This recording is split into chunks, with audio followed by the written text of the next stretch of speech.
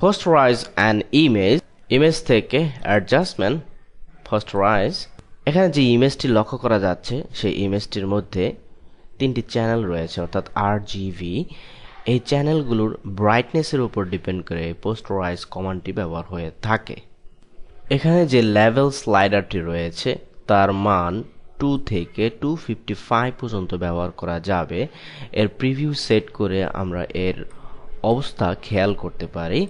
এখানে এর লেভেল যদি 2 থাকে তাহলে প্রত্যেকটি চ্যানেলের জন্য সে দুটি করে কালার নির্ধারণ করবে, যেমন রেড এর জন্য দুটি এবং গ্রিন ও ব্লুর জন্য দুটি করে।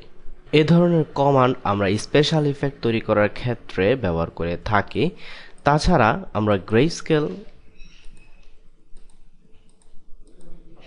পিকচারগুলোকে এ ধরনের ব্যবহার করতে পারি।